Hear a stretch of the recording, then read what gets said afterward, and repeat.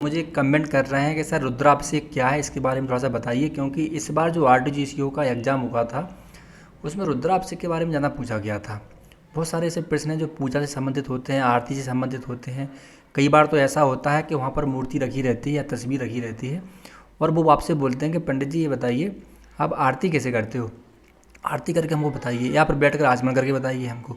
तो बहुत सारे ऐसे प्रश्न होते हैं साक्षात्कार में जिनका प्रश्न थोड़ा सा आप कठिन होता है, सरल तो होता है लेकिन आपके लिए वो कठिन बन जाता है, क्योंकि बहुत सारे लोग बैठे रहते हैं तो आप तो कहीं ना कहीं थोड़े से असमंजस में हो जाते हो, यानी कन्फ्यूज जाते हो या फिर महाराज थोड़े से घबरा जाते हो, और कुछ नहीं है। चलो हम बात करते हैं रुद्राभिषेक की।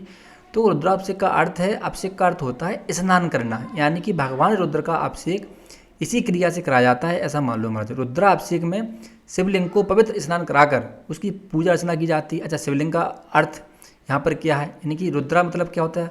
रुद्र का मतलब होता है भगवान शिव, यानी कि जो रुद्र हैं वो भगवान शिव की तो रूप है महाराज, ये बात समझना होगा हमें। यानी कि रुद्राष्टमी जो हम लोग पढ़ते हैं उसमें रुद्र अर्थात शिव, यानी कि जो 8 अध्याय हैं उसमें अष्टाध्यायी हैं वो शिव के लिए हैं। 8 अध्यायों, रुद्राष्टमी मतलब होता है 8 अध्यायों वाला जो महाराज का पाठ है।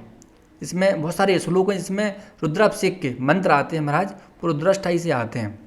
अब देखो महाराज, अगर हम लोग बात करें तो रुद्राभिषेक में शिवलिंग को पवित्र स्नान कराकर उसकी पूजा अर्चना की जाती है, ये तो सभी को पता है। इसके बाद अगर हम लोग बात करें महाराज, जो 8 अध्यायों वाला जो पाठ है, ये 8 अध्यायों वाला नहीं है, वैसे ये 10 अध्यायों वाला है महाराज, ठीक है, जिसमें भगवान शिव का ही गुणगान है। वैसे 8 अध्याय हैं उसमें भगवान शिव का गुणगान है। वैसे इसमें जो 10 अध्याय हैं उसमें बहुत सारे शुक्र यजुर्वेद के मंत्र हैं महाराज। और वैसे अगर मैं आपसे पूछूं कि रुद्राभिषेक की विधि हमें कहाँ से मिलती है या फिर रुद्राष्टमी क्या है, तो महाराज ध्यान रखना, रुद्राष्टमी आपका शुक्र यजुर्वेद का एक भाग है जिसमें 213 वैदिक मंत्र हैं, 10 अध्याय हैं। इसके अनुसार शिव ही रुद्र हैं और रुद्र ही शिव हैं, ऐसे हम लोग बोल सकते हैं महाराज। देखो, रुद्राभिषेक का महत्व अगर आपसे पूछ लिया जाए कि धार्मिक महत्व बताइए, तो रुद्राभिषेक का जो महत्व है, देखो प्रभु यजुर्वेद में घर पर रुद्राभिषेक करने की जो विधि बताई गई है, जो शिव भक्तों के उपासकों के लिए अत्यंत लाभकारी है। याद रखना, सर्वे देवात्मको रुद्रा सर्वे देवा शिवात्मका, इनकी सभी देवताओं की आत्मा में रुद्र उपस्थित हैं और सभी देवता रुद्र से संबंधित हैं। जैसा कि मंत्र से साफ है कि रुद्र ही सर्वशक्तिमान है प्रभु, यह भगवान शिव का प्रचंड रूप है। इसी रूप की विधि विधान से पूजा करने में जो आपके ग्रह नक्षत्र हैं, जो आप पे प्रकोप है महाराज ग्रह नक्षत्रों का, वो सारी बाधाएं आपसे दूर हो जाती हैं, ध्यान रखना। और सभी को शुभ फल प्राप्ति हो जाती है, सभी को परेशानियों से मुक्ति मिल जाती है। जैसे कि महाशिवरात्रि के दिन भगवान शिव का सबसे बड़ा दिन माना जाता है महाराज, क्योंकि इसी दिन शिव और शक्ति का मिलन हुआ था, यानी कि मैया पार्वती का और भगवान शिव का महाराज जो मिलन होता, तो यानी कि शिव यानी कि रुद्र यानी कि शिव और शक्ति यानी कि गौरी मैया। तो प्रभु, अगर आपसे साक्षात्कार में पूछ लिया जाए कि रुद्राभिषेक में प्रयोग की जाने वाली सामग्री क्या क्या है, देखो अभिषेक करने से पहले हमें कुछ समुदायों का इकट्ठा करना बहुत जरूरी होता है। आपको पता है कि समुदायों की बड़ी महत्वपूर्ण भूमिका होती है महाराज। समुदायों में गाय का घी हो, चंदन हो, पान हो, पत्ता हो, धूप हो महाराज, फूल हो, गंध हो, बेलपत्र हो या मिठाइयाँ हो, ध्यान रखना कुछ भी हो महाराज, गुलाब जल से लेके पंचामृत से लेके बहुत सारी चीज़ें, नारियल वगैरह, ठीक है, बहुत सारी चीज़ें हो सकती है महाराज। तो इनकी आप व्यवस्था आपको करना ही करना है, कुछ भी हो जाए। इसके बाद सुगंधित जो पदार्थ होते हैं वो शिवलिंग पर जरूर अर्पित करना चाहिए हमको, ध्यान रखना। और वो पूजा से पहले ही रख लें आप, अगर आप पूजा करने का विचार है तो, या फिर अभिषेक करने का विचार है। देखो इसके बाद महाराज कोई पीतल का यानी कि पीतल की धातु का आप कोई भी पात्र रख लें महाराज, ध्यान रखना। अभिषेक में प्रयोग की जाने वाली सामग्रियों के अंतर्गत ये सारी चीज़ें महाराज आ जाती हैं। एक बात और बता देना चाहता हूँ आप लोगों को, रुद्राष्टमी के एकादशी रुद्री के 11 आवृत्ति पाठ किए जाते हैं, ये ध्यान रखना, इसलिए इसको लघु रुद्र कहा जाता है।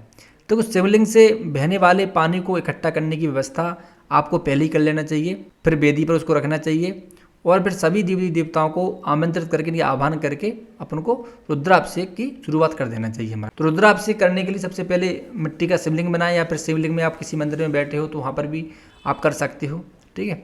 या अगर घर में महाराज शिवलिंग पहले से है तो और अच्छा है कि जो पूजा की शुरुआत है सबसे पहले भगवान गणेश से करें आप। देखो कोई भी शुभ कर्म होता है तो उसमें सबसे पहले हम भगवान गणेश का स्मरण करते हैं, उनका आह्वान करते हैं, जिससे हमारा कार्य निर्विघ्न हो महाराज, किसी प्रकार की समस्या बाधा उत्पन्न हो। हम जो भी अनुष्ठानिक धार्मिक कार्य करने जा रहे हैं वो संपूर्णता से पूर्ण हो जाए महाराज, अपूर्ण ना रहे, किसी प्रकार की गलती ना हो महाराज, ठीक है। फिर चाहे माता पार्वती हो, नवग्रह हो, माता लक्ष्मी हो, पृथ्वी माता हो, ब्रह्मदेव हो, अग्निदेव हो, सूर्यदेव हो, गंगा मैया हो, आप किसी को भी आमंत्रित करिए, कोई दिक्कत नहीं है, लेकिन सबसे पहले भगवान गणेश को करना बहुत आवश्यक है। ठीक है, इसके बाद आपसे साक्षात्कार में पूछ सकते हैं कि पंडित जी ये बताइए, शिव रुद्राभिषेक मंत्र हमको बताइए कि अब किस मंत्र से अब रुद्राभिषेक करेंगे। तो ये महाराज आपको आना चाहिए। ध्यान रखना, शुक्ल यजुर्वेदीय रुद्राष्टाय सभी 8 अध्यायों में इसके मंत्र दिए गए हैं, उनको आपको अच्छे से याद करना है, और सभी मंत्र भगवान शिव को समर्पित हैं। जैसे मैं बता देना चाहता हूँ, ओम नमः संभाय चा मयो भवाय चा नमः शंकराय चा, ऐसे करके आप ये सामान्य मंत्र हैं, और अच्छे भी कर सकते हो आप। अगर कुछ ना आए तो आप यहाँ से शुरुआत आप कर सकते हो सामान्य तरीके से। इस बात का हमें वैसे ध्यान रखना है। ध्यान रखना, हम रुद्राभिषेक करते हैं तो हमें 10 अध्यायों का पाठ वैसे करना चाहिए पूरा, ऐसे नहीं कि 8 अध्याय तो 8 अध्याय करो, 10 अध्यायों का हमें पाठ करना है। रुद्राभिषेक मंत्र से भगवान शिव की पूजा करते समय शिवलिंग पर दूध, घी, शुद्ध गंगा जल, शक्कर, गन्ने का रस या शर्करा, ठीक है, बूरा हो सकता है, पंचामृत हो सकता है, शहद आदि का उपयोग करते समय कुछ मंत्रों का हमें प्रयोग कर लेना चाहिए। जैसे रुद्रा पंच विद्या प्रोक्ता, ऐसे आप लोगों को आता ही होगा महाराज। तो ऐसे मंत्रों से हम अभिषेक को पूर्ण करें। ठीक है प्रभु, एक वीडियो था रुद्राभिषेक का, तो इस विधि को आपको पूर्ण कर लेना चाहिए। अगर नहीं है याद तो इसकी तैयारी कर लो। ये आपसे प्रश्न पूछ सकते हैं। 50% बंदों से रुद्राभिषेक के बारे में पूछा गया था पिछली बार। 50% बंदों से गणेश जी का आह्वान मंत्र, उनका स्मरण मंत्र, ध्यान मंत्र, ये पूछा गया था। ठीक है, जो बंदे साक्षात्कार देने गए थे उनसे हमारी चर्चा होती थी, वो हमें बताते रहते हैं, इसलिए मैं उनका अनुभव आप लोगों के सामने रख रहा हूँ। ठीक है प्रभु, जो भी बंदा ऑनलाइन क्लास लेना चाहता है वो हमसे संपर्क कर सकता है। और मैं आप सभी से एक विनम्र निवेदन करता हूँ कि हमारे यूट्यूब चैनल को आप थोड़ा सा अच्छे से फैला दें, सब्सक्राइब जरूर कर लिया करें, इसको अपने मित्रों को भेज दिया करें महाराज। देखो यूट्यूब चैनल से हमें कोई फायदा तो होता नहीं है महाराज, खाली एक संदेश वाहक है, यानी कि आप लोगों के लिए, जिससे आप लोग घर बैठे इसका लाभ ले सकते हो। आपकी जो भी समस्या हैं या जो भी अनभिज्ञता है वो आपकी दूर हो जाए महाराज। क्योंकि कई बार ऐसा होता है कि आप ग्राउंड तो पहुंच जाते हो, लेकिन बहुत सारी कमियों की वजह से आप बाहर हो जाते हो। अगर आप हमारा चैनल सब्सक्राइब करके रखा है और डेली और प्रतिदिन ध्यान से हमारी यूट्यूब वीडियो देखते रहते हो, तो आपकी सारी गलतियाँ यहीं पूरी हो जाती हैं महाराज, और वहाँ पर जाके बिंदास आप भर्ती देख लेते हो और भर्ती हो भी जाते हो। ठीक है प्रभु, एक वीडियो था आप लोगों के लिए, कमेंट जरूर करना ये वीडियो कैसा लगा। जय हिंद, वंदे मातरम।